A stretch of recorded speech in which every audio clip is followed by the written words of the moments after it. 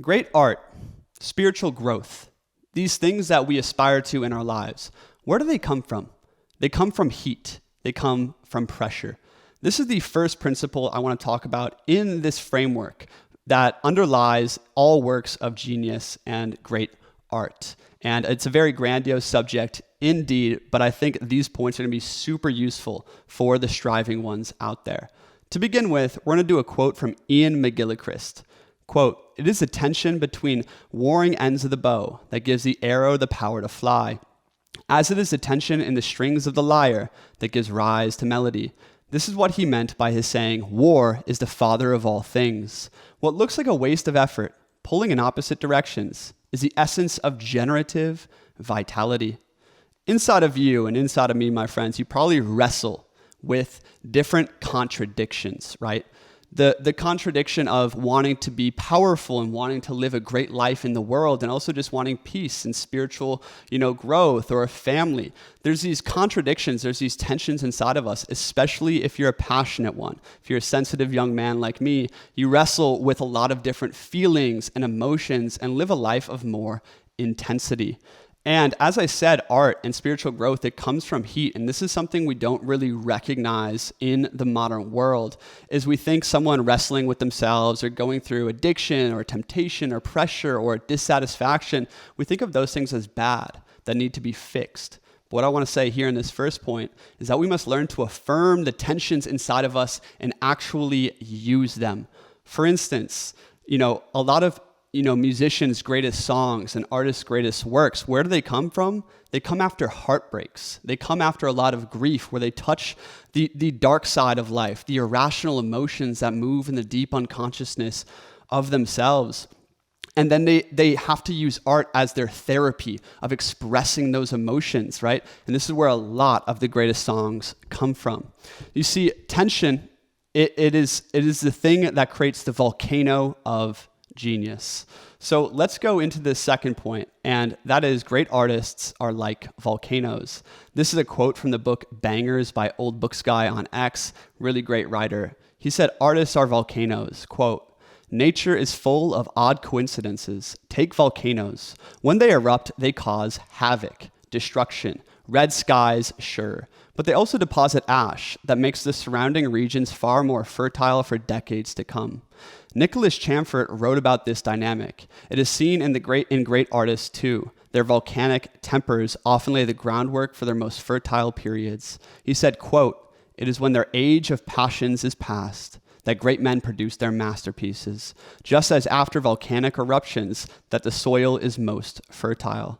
People are scared of volcanic tempers for the same reason they're scared of volcanoes. You probably don't want to be too close when they're blowing up. But just like a volcano can do more in a day than clear skies can do in a year, a volcanic temper can spew out a masterpiece that a tranquil mind could only dream of. I think there's two very powerful meditations in this passage. Number one being great men who live lives of intensity, who go through their age of passions. When that age of passions ends, that's where their great work comes from. And this means to, affirm the intensity you feel in your life because it's planting seeds for the future. And the second thing here is that oftentimes these volcanic years, they can be so intense. They can have volcanic tempers, but these can spew out these seeds, these masterpieces that other people never get access to. And that leads us to a main point of this video, is that passion and energy reveals hidden talents. Like passions get a bad rap. We think they're evil or they can lead us to destruction, which they absolutely can, right? They can ruin your mental health, ruin your body, ruin your relationships. They did all of those things for me, right? But they also revealed treasure. Welcome to the hero's journey, my friends. You see, the passions and conflicts you experience, they destroy you, right? Before they give to you. And this is the nature of art, is like art, unlike physical birth. In sex, pleasure is in the beginning, it's in conception. And then the pain is in birthing the baby. But in art, the pain is in conception. And the pleasure is in birthing the project, right? And the passion, right? I'm going to give you a quote here. It appears that nature has hid at the bottom of our hearts talents and abilities unknown to us.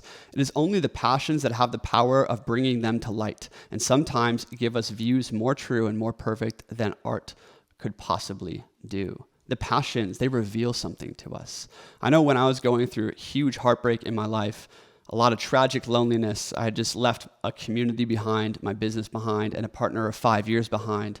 And I was out there and I was traveling, through the deserts of Texas and Arizona by myself for months. Holy shit, the grief and despair could be so heavy, but also the fire, the will to change my life, the will to actualize a deeper potential burned in me. Like, I actually look back and I miss those times.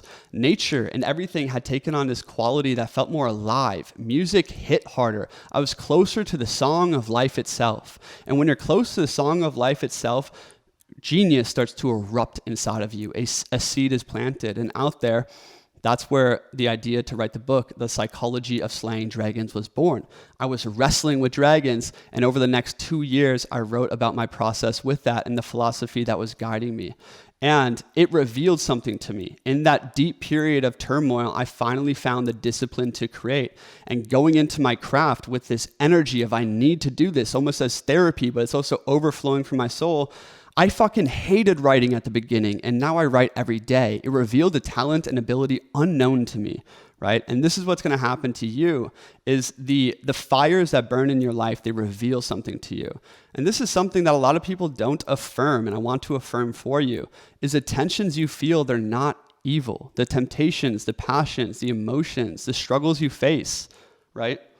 It is there for you. Spiritual growth, art, it comes from pressure and heat. And the entire journey is learning and recognizing the forces that run deep in your own subconscious mind that dominate your life, and learning to wrestle with them, to wrestle with God and then ride the dragon.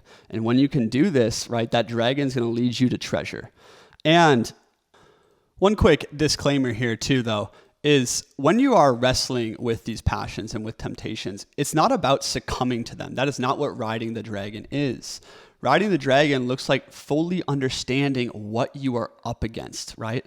Understanding this tension and conflicts in your life, and also realizing that they're not just going to magically go away and life's going to be all peaceful and that's what you want.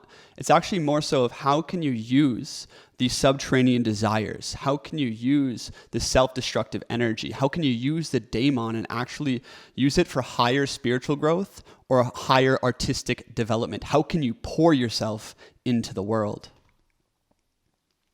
This brings us to the final point in terms of tension before we get into talking about originality. But Nietzsche said, quote, "If there is to be art, if there is to be any aesthetic doing and seeing, one physiological condition is indispensable. Ecstasy, frenzy, must first have enhanced the excitability of the whole machine, or else there is no art." I write almost every day of my life. And most of the time, I never get anywhere. The times that I really write something that feels amazing, that feels alive, is when I show up to the page with some kind of emotion, some kind of passion, some kind of insight, right? I show up with energy.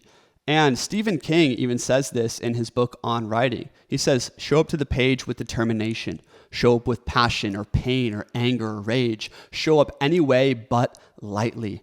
You see, the muse does not come to those who are lukewarm. And Stephen Pressfield also talks about this a lot in his book, The War of Art, is that an amateur waits for the muse, right? An amateur waits to be inspired or to be passionate in order to create. And that's fine if that's where you're at. But a professional learns how to invoke the muse, how to invoke a state of excitability within the machine. And this is kind of the process I'm at and what I'm learning right now. Is how do we come into our craft with a bit more energy, with a bit more passion, with a bit more frenzy? What I would recommend for every artist out there, with every creator, entrepreneur out there, is the night before you wake up to create, is know what you're going to speak about, right? In the afternoons and evenings, I often gather, I read, I take walks, I have conversations, right? And I write, when I when I go to bed at night, I know exactly what I want to create in the morning. And I try to show up with a little bit of enthusiasm to the page. Because if you do that, frenzy can overtake you. And my best moments of writing is when I show up and then all of a sudden the Daimon starts speaking. I've spoken of the Daimon so much in recent videos. And the Daimon is this will to power inside of you. It's the passion inside of you. It's the wanting to overflow and express your craft, express your genius into the world. And the Daimon is where genius comes from. Let me repeat that. The Daimon, which can lead to self-destruction or self-actualization, it's where genius comes from. And to give you an image of the Daimon, right here we have art critics. It's what art critics look like, right? Art enjoyers. We have artists down here. Why is it that the nature of great art often comes at 4 a.m. when you're drinking Red Bull, right? And smoking weed with your friends and just like pouring yourself onto the page? Why does great art come from so much intensity? And I think it's because the Daimon inside of you, it is catabolic. It wants to consume you. It wants to overflow and express its will to power into the world. And you are its medium, right? And this can be really dangerous, obviously. Like people like Hemingway drank himself to death. Alan Watts drank himself to death. Charles Bukowski too. A lot of great artists end up destroying themselves until they learn how to ride the Daimon, how to ride the dragon. And that's what so much of my recent videos on Daimon maxing have been about. And a couple of points there. I don't want to talk too much about the Daimon, but in terms of maximizing this energy for art in your life, how do you find the energy for art and your genius? The number one thing you need to do is contrast, max, meaning great art comes from living life first. We're under the illusion in the modern world that art and creativity and being an entrepreneur is the same as being a worker bee or working a job or being a merchant. They are not the same, okay? Doing art requires that you live with intensity, right? You live with war and then peace, struggle and then release, hard work and then rest, study and then creation. There's an inhale and exhale to great art, right? And for instance, if you get into a deep relationship, right, and you find all of this love, that's going to create tension, right, with your will to power your work, your craft. And that's also going to create tension with just wanting to be at peace and wanting a soulful, enjoyable life, right?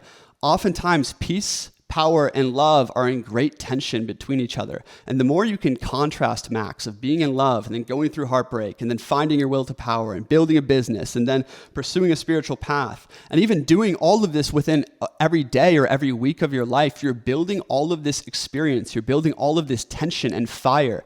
And true spiritual development and great art, it comes from that fire. It comes from living with intensity. In the outside world and inside world, right? It's from living with contrast, and that's where great ideas emerge. For instance, if you wake up and you work really hard writing for 2 or 3 hours, right? Then go take a walk that evening. Be in leisure, right? Enjoy yourself. Maybe have a great conversation. Go play some games. Take a shower. It's where great ideas strike you like thunderbolts from Zeus. It's from contrast. It's the same thing with being in love, going through breakup, and then finding peace again. Where do the great ideas come to you? They come from the transition points, right? Of being in love and then falling out of love. Of being in a lot of grief and turmoil and then finding peace again.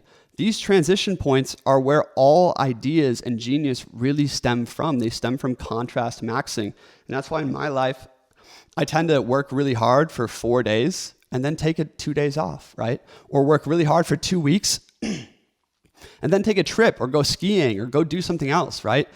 However we can increase contrast in our lives, the more we can align with what's authentically ours and also create a really deep relationship with life, right? Where we can start to examine our lives, our internal world, the nature of existence. And when we start contrast maxing a lot, what happens through your hero's journey is you build a relationship to archetypes.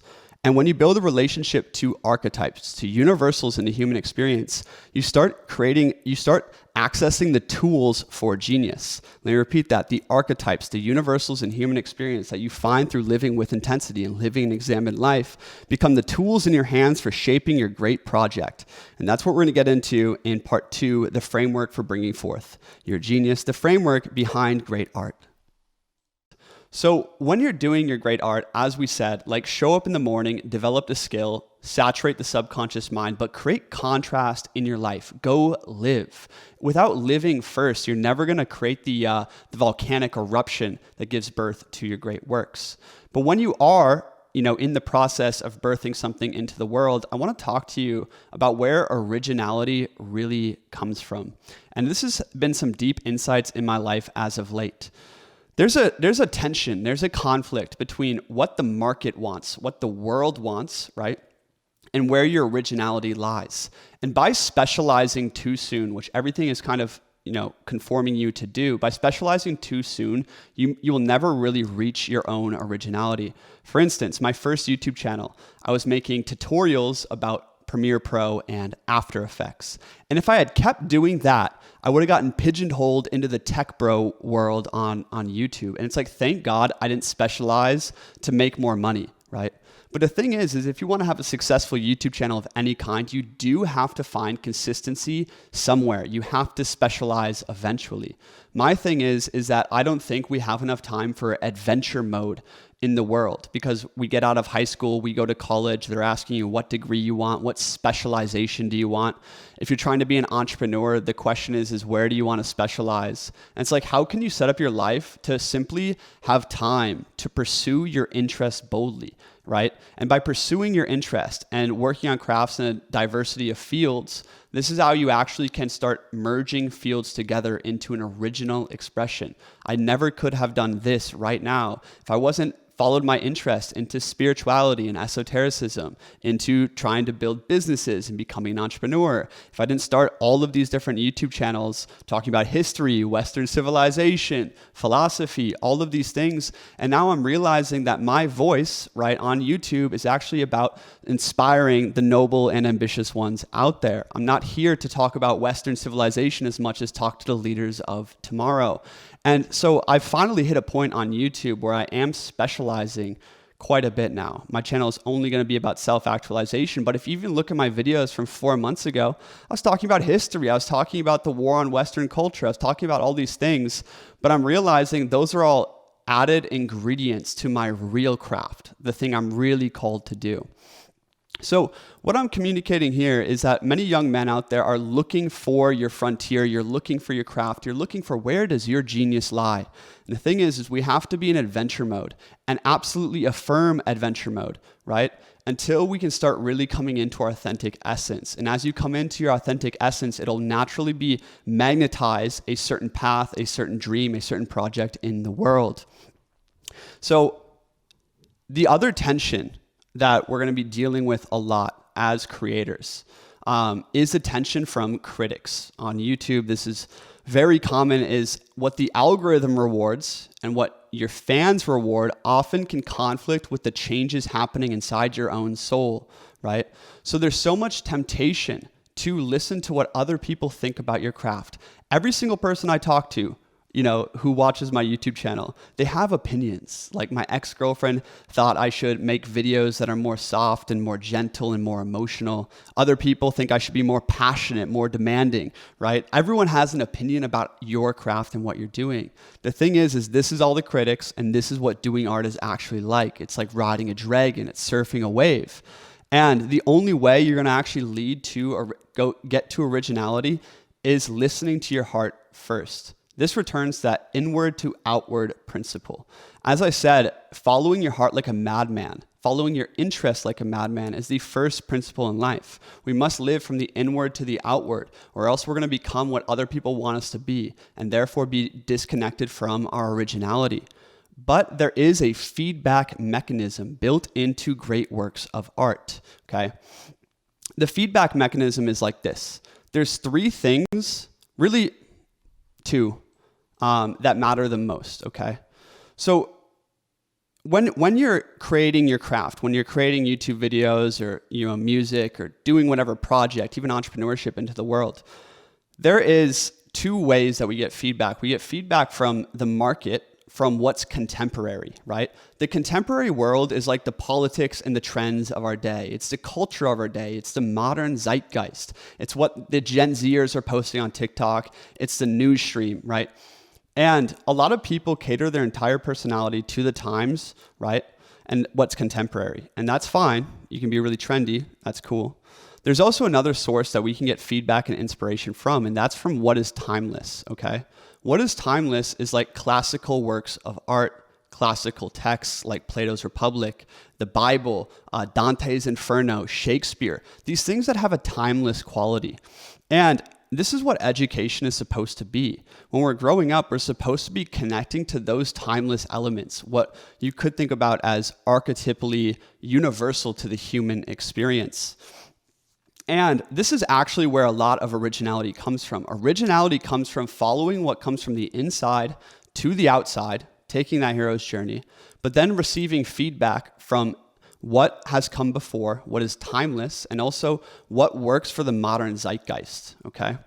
And this is a feedback system, but you gotta take feedback always with a grain of salt, because great art is not democratic. This is so important right here. As I was saying, like so many people shape their entire artistic framework based only on what is contemporary. If you only create art based on what's contemporary, you end up with, abominations or trendy little, pieces of art that might last for a year. They might be relevant for 5 years or 10 years. But if you put this statue into a Korean civilization 1,000 years from now, no one would give a shit about it.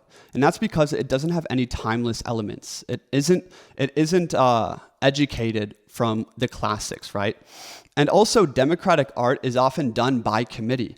This is why the original Star Wars movies were so much better than the late stage Star Wars movies. And all the slop we see coming out from Marvel, coming out from Netflix, a lot of these aren't done with a director with a real vision leading a team. It's done by a committee saying, hey, we need these types of actors and this type of storyline. It's done by formula. It's done by a democratic agreement. This creates abominations. Aristocratic art is very different. It's about finding what comes from the inside to the outside and then conforming that to what is timeless. So most people here are drawn to one thing or the other. I'm not condemning all modern art. Some modern art is funny. Some of it's very visually appealing. Some of it's spectacles. The times we live in, like we have to be aware of the times we live in, right? But also we need to let our art and let our projects and let our voice and let our development be educated by that which is perennial, that which is timeless. So this tension between the contemporary versus the perennial is very real in most artists' minds, right? And I would really encourage everyone here, if you're very much into the news cycle, into what is like contemporary, go read some of the great works of history. Go look at the grand styles of history. The greatest art is that which blends what is perennial and that which is contemporary. And this gets into the nature of genius. So the nature of genius is communicating perennial truth for contemporary ears from your own essence. This is the trinity of originality. Perennial truth for contemporary ears from your own essence.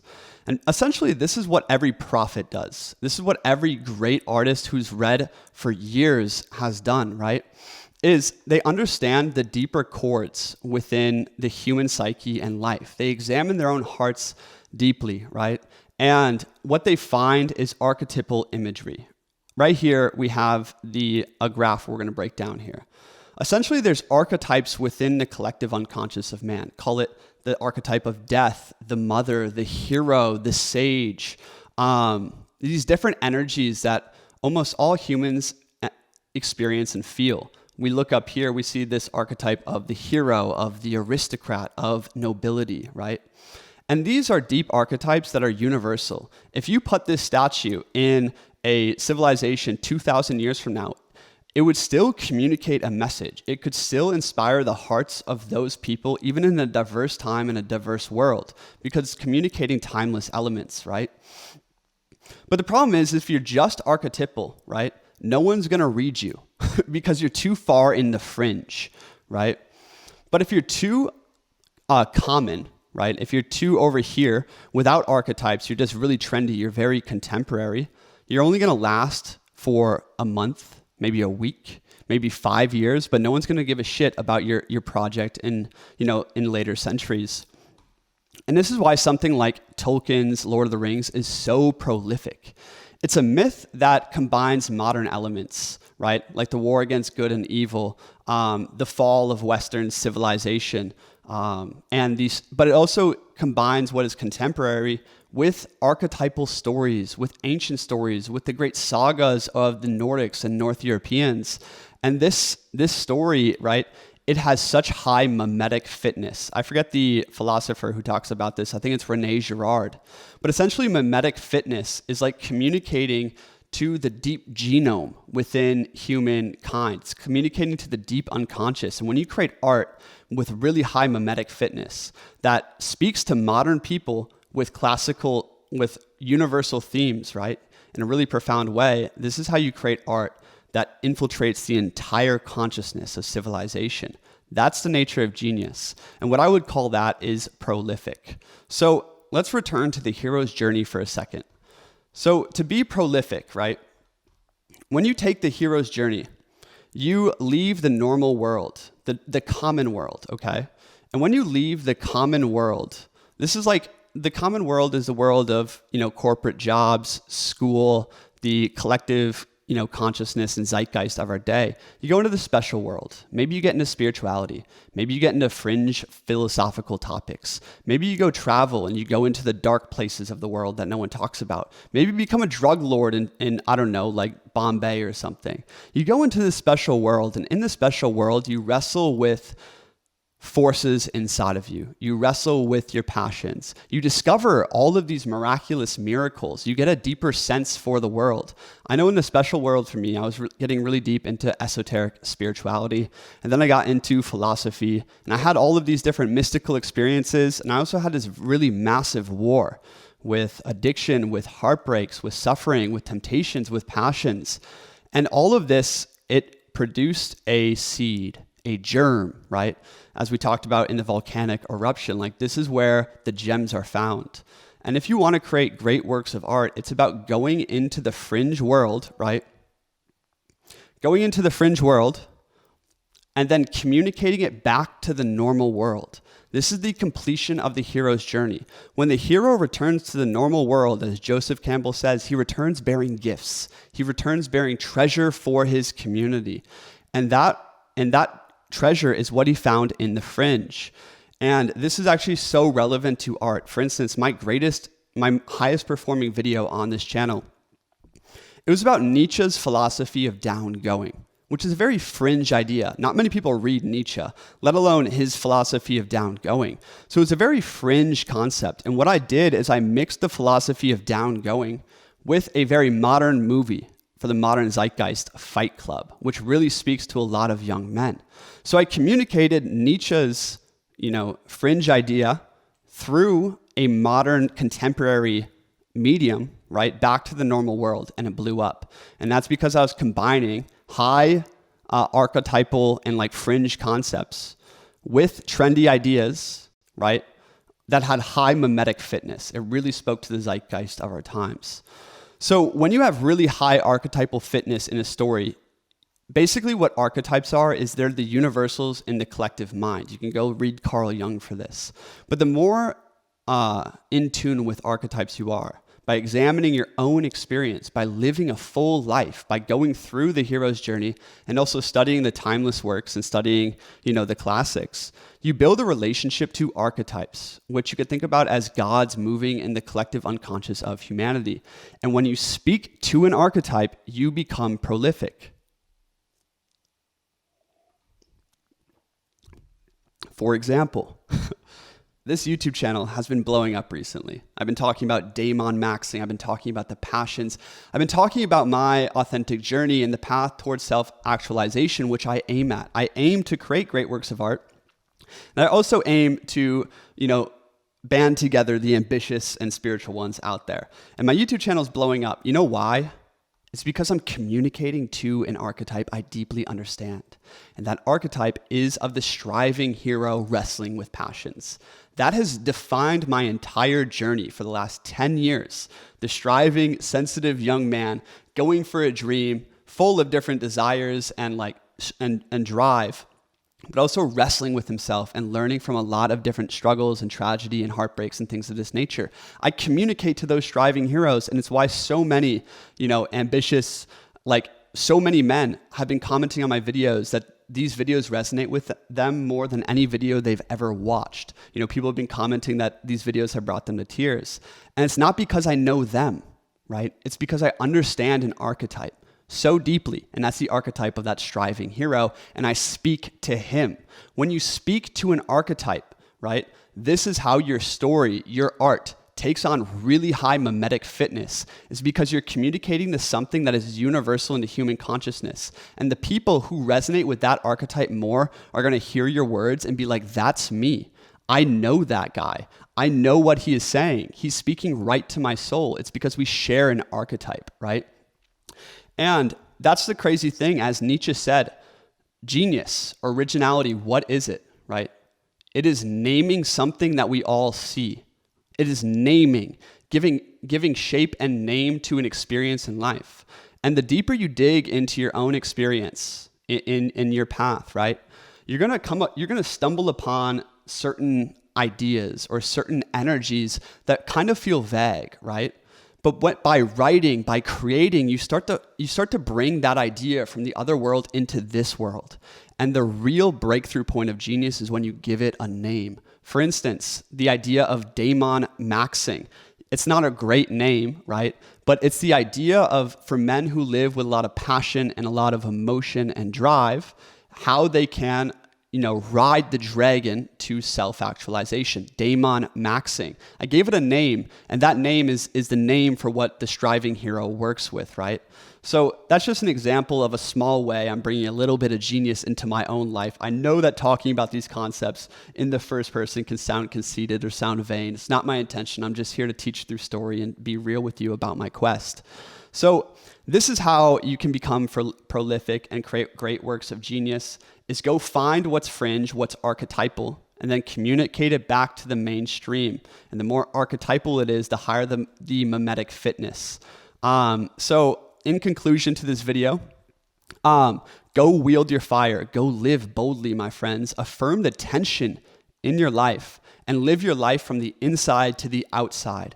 So you can go watch my video about Daimon maxing right here that goes really deep into this concept. And also, if you are one of those ambitious and spiritual men who these videos speak to, there's a link below to apply to talk to me one-on-one and come join our community. I'm gathering the like-minded brothers, and honestly, I want to connect you to your best friends. There's a link below. Peace.